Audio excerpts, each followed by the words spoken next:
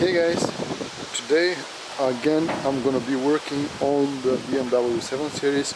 I have a couple of small things that I want to do. They are not that complicated, and I hope that I won't need much time to fix them, but I don't know if you can remember, I had problems with this mirror. As you can see, it is removed at the moment, and you can probably tell over here this little piece of glue. It is indicating that the previous owners, someone had tried to glue the old mirror in place. And the other issue that I'm gonna tackle is this. These are the shock absorbers for the trunk lid, and this is the mirror. As you can see, I have prepared myself a new one, and we'll see how it is gonna go. Basically, the clips, these are these small little pins over here. These are the clips for the mirror, and as you can tell, there are only these little clips over here. The rest of them are gone, so this is the reason, and I don't know why they haven't just bought a new mirror, but anyhow, I'm gonna replace it. And this is the other issue. As I said, at the moment the trunk lid doesn't stay. You can see if I leave it, and it is falling down, so I'm using a stick to keep it in place, but it is very annoying.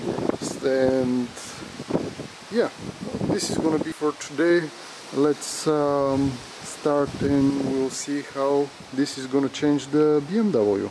I'm gonna start with the mirror, since the only thing that I have to do is to click it in place. There is only a couple of wires that have to be connected because it has a heating. This is it on these two pins, and then I will simply click this in place. So hopefully this is gonna be very easy. Let's give it a try.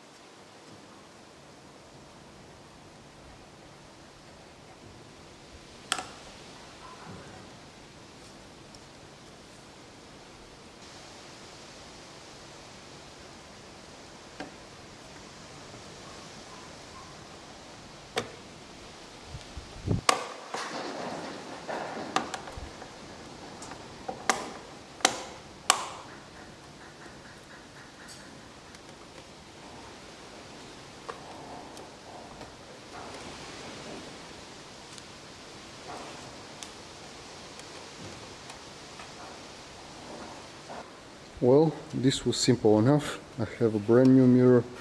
As you can see, it doesn't move, and it looks okay, very good. In my opinion, this was the original one. They are the same ones, but the new one is way more fresher. So this job is complete. Let's move to the trunk.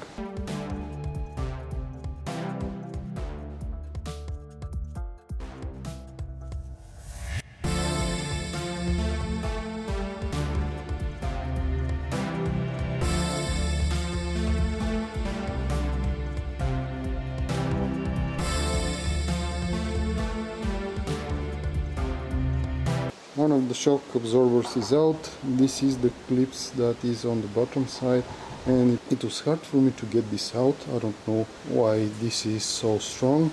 And at the top there was the other small clips that was very easy to be removed, but since there is a lot of rust on the both sides, I'm gonna clean the hooks that are on the trunk and on the body of the car, and then I'm gonna continue by installing the new shock absorber.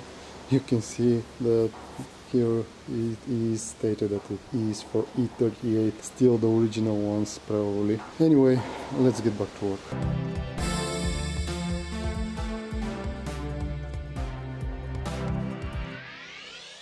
Well guys, sorry for not showing you the last part, but as you can see, it was sunny just a while ago, but it started raining and I stupidly positioned the car in such a way that I couldn't leave the camera on in the rain, but you missed nothing basically.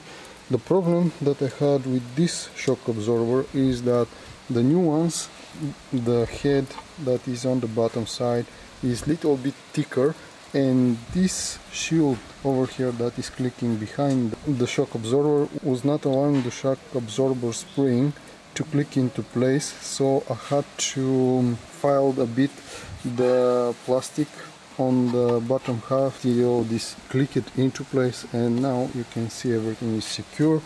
And even if I want to, it is hard for me to get this down, and it is holding very nicely, so this is done as well.